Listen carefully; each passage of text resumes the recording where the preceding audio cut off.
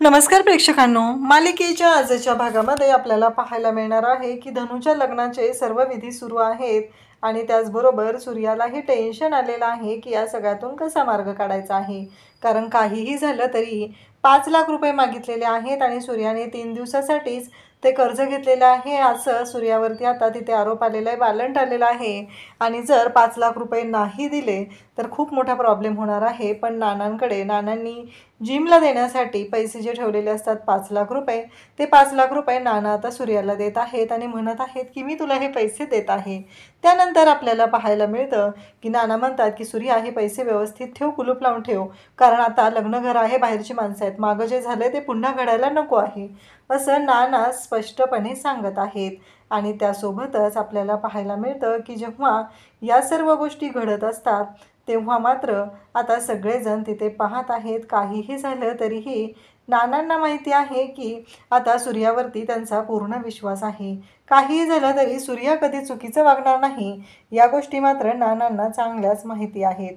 त्यानंतर आपल्याला पाहायला मिळतं की सूर्या त्याचबरोबर घरातील सर्वजण तिथं असतात आणि आता लग्नाचे विधी सुरू झालेले असतात। लग्नाचे विधी हे छान पद्धतीने सुरू झालेले असतात, परंतु आता तिथे एक मोठी गोष्ट घडते ती म्हणजे कामिनी ही पैशाला हापापलेली बाई आहे आणि तिने सूर्याने ज्या ठिकाणी पैसे ठेवलेले आहेत त्या ठिकाणी जाते आणि ते पैसे चोरायचा प्रयत्न करते। म्हणजे इतकी निर्लज्ज आहे की तिने त्यासाठी केसातली पिन काढलेली आहे आणि ती केसातली पिन जी आहे त्याने ती लॉक उघडते, पण तिच्या मागं गेलेली असते ती म्हणजे आशा ही तिथं लक्ष ठेवून असते आणि मग कामिनी त्या रूममध्ये जाते। इकडे आता कन्यादान करायचं असतं, गुरुजी म्हणत असतात की वधूच्या आईवडिलांना बोलवा, वराच्या आईवडिलांना बोलवा, आणि इकडे कामिनीने मात्र आता ते कुलूप काढलेलं असतं, तिच्या केसात जी पिन लावलेली असते त्या पिनचा वापर करून या सर्व गोष्टी घडत असतात।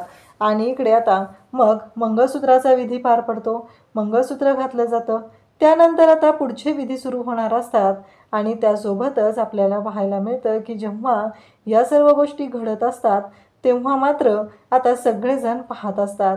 काहीही झालं तरीही इकडे धनु मात्र खुश असते, जिमसोबत तिचं लग्न असतं। धनु म्हणजे कशी अगदी स्पष्ट बोलणारी, स्पष्ट राहणारी। त्यानंतर आता कानपिळी हा जो विधी असतो तो सुरू होतो। सूर्या मात्र आता इकडे दत्तूचे म्हणजे जिमीचे कान पिळण्यासाठी असतो। कामिनीने ते लॉक उघडलेलं असतं आणि ती त्या रूममध्ये गेलेली असते। मग कानपिळकीचा आहेर म्हणून सूर्याला आणि त्याचबरोबर तुळजाला आहेरही दिला जातो आणि खूप छान असं लग्न पार पडत असतं। अगदी घरच्या घरी जरी असलं, दारात मांडव घातलेला असला तरी छान पद्धतीने सगळे विधी पार पडत असतात आणि सगळं लग्न व्यवस्थित असं सुरू असतं। त्यानंतर आता तुळजा इकडे जिम आणि त्याचबरोबर धनु यांची गाठ बांधते आणि त्याचबरोबर कन्यादानाचा विधी पार पडतो। कारण कन्यादान करण्यासाठी आई वडील हवेत असं बोलवलं जातं, तेव्हा इथे आई नाही आहे असं सांगितलं जातं आणि धनु सगळ्यांच्या समोर सांगते की माझे दादा बहिणी आहेत ना, ते माझ्यासाठी माझ्या आईवडिलांसारखेच आहेत, त्यांनी माझं कन्यादान केलं तर मला काहीच प्रॉब्लेम नाही।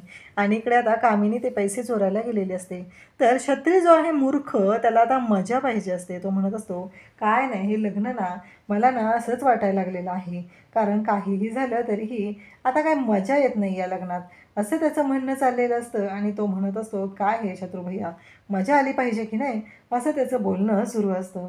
त्यानंतर शत्रू म्हणतो की येणार आहे मजा, हे घर पण राहणार नाही आणि पोरगी पण राहणार नाही, एवढी मजा येणार आहे असं तो सांगत असतो।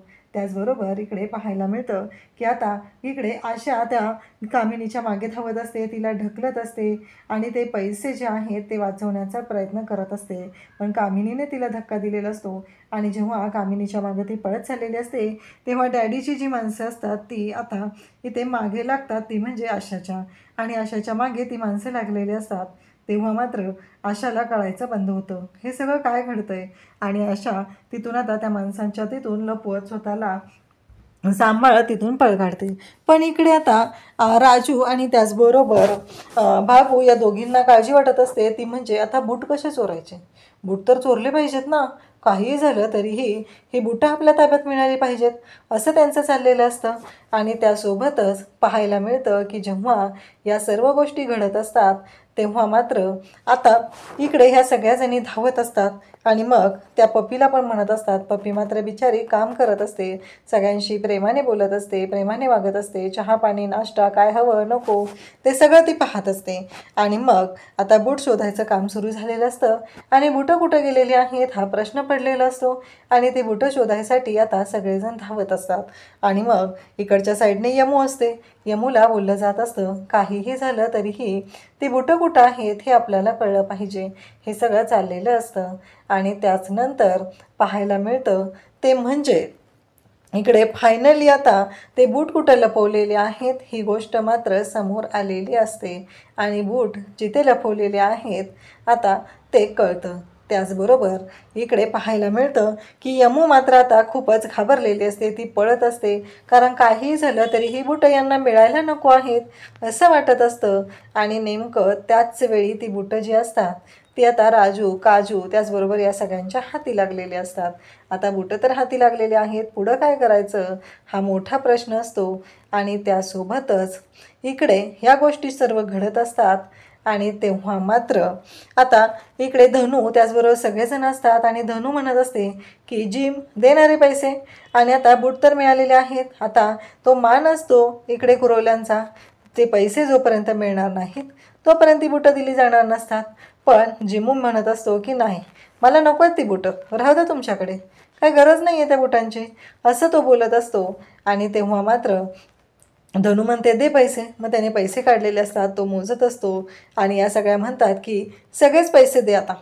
आणि सगळेच पैसे घ्यायला त्या तयार झालेल्या असतात कारण काहीही झालं तरी तो मान आहे आणि तो मान मिळाला पाहिजे हे सगळं घडत असतं. आणि त्यासोबतच जेव्हा या सर्व गोष्टी चालू असतात तेव्हा मात्र आता लग्न पार पडतं, सगळं झालेलं असतं. आणि धनू मात्र बिचारी थोडीशी नाराज झालेली असते. तिला कळत नसतं की काय करायचं. आता या घरातून आपण जाणार आहोत ही गोष्टही तिच्यासाठी तेवढीच आता धक्कादायक असते. आणि त्याचबरोबर तिला आठवतं आई वगैरे सगळे होते तेव्हा गुढीपाडवा कशा पद्धतीनं साजरा केला जायचा.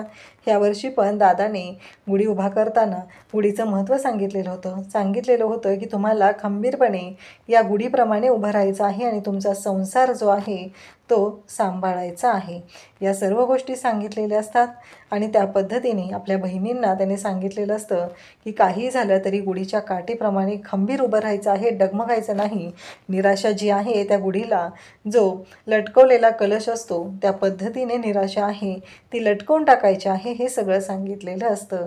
आणि आपल्या बहिणींना सुखी संसारासाठी कानमंत्र दिलेला असतो. त्यासोबतच इकडे आता बूट सापडलेले असतात. आता धनू निघालेली असते. सर्व विधी छान पद्धतीने पार पडत असतात. परंतु घडतं मात्र असं की आता धनू रडायला लागलेली असते. धनूला वाईट वाटत असतं. तेव्हा भागू तिथे येते आणि म्हणते आपल्या धनू दिदीने कधी रडवलं आहे का आपल्याला सगळ्यांना, तिने नेहमी आपल्याला हसवलेलं आहे. त्यामुळं आज काहीही झालं तरीही धनू दिदीला आपला निरोप देताना आज हसतच निरोप द्यायचा आहे हे सगळं चाललेलं असतं. आणि त्याचबरोबर सगळेजण आता बाहेर सोडायला आलेले असतात. आणि हा जो विधी आहे तो पार पडलेला असतो. फायनली धनू आता निघालेली असते. आणि मग दत्तूला अवजावं करत सूर्या बोलत असतो की धनूला सांभाळून घ्या, सुखाने संसार करा, तिच्यावर जीव लावा, खरंच माझी बहीण खूप गोड आहे असं म्हणत तो सांगत असतो. आणि तेव्हा मात्र दत्तू म्हणत असतो नाही सूर्या, हे नाही होऊ शकणार आहे कारण माझं दुसऱ्या मुलीवरती प्रेम आहे असं दत्तू बोलत असतो. परंतु सूर्याला मात्र याबद्दल काहीच माहीत नसतं.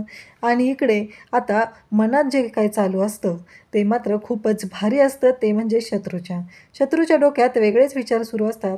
शत्रू मात्र विचारांमध्ये गळून गेलेला असतो. त्याला असं वाटत असतं की काहीही झालं तरीही एक महत्त्वाची गोष्ट आहे ती म्हणजे आता ही या घरातून गेली, दुसरी आमच्या घरात आणायची आणि त्या सूर्याला रस्त्यावर आणायचं, एवढंच त्याच्या डोक्यात चाललेलं असतं. म्हणजे एखाद्याचं वाईट किती चिंतावं हे मात्र ह्या नालायक माणसांकडून कळलं पाहिजे. त्याचबरोबर इकडे ही कामिनी आता हे सूर्याला त्रास द्यायला कमी होते डॅडी आणि शत्रू म्हणून त्या कामिनीची भर पडलेली आहे. आणि त्याचबरोबर उद्याच्या भागात आपल्याला पाहायला मिळणार आहे की नाना म्हणतात आमच्या घरची रीत आहे 5 घरी गृहप्रवेश करायचा आणि त्यानंतर आमच्या घरी होणार. मग नाना घेऊन चाललेले असतात. आणि त्याचबरोबर सूर्या आणि तुळजा यांनाही सोबत नेलं जातं. आणि त्यानंतर आपल्याला पाहायला मिळतं की ते निघालेले असतात. आणि त्याच वेळी आता घरी येतात तर पाहतात तर काय घर लॉक केलेलं असतं आणि घराला नोटीस लावलेली असते. घरावरती जप्ती आलेली आहे. आता आशा हे कसं समजवणार, हे आपल्याला हे संकट कसं घालवणार हे पाहायला मिळणार आहे. जिमीने मात्र कामिनीला फोन केलेला असतो. कामिनी म्हणत असते की चल माझ्याकडे 5 लाख रुपये आहेत. जिमी म्हणतो तुझ्याकडे कुठून आले पैसे? तेव्हा ती म्हणते की तुझ्याच वडिलांनी दिलेले आहेत. आणि मग इकडे दत्तूला मात्र धक्का बसलेला आहे. अशाच अपडेटसाठी चॅनलला सबस्क्राईब करा. थँक्यू.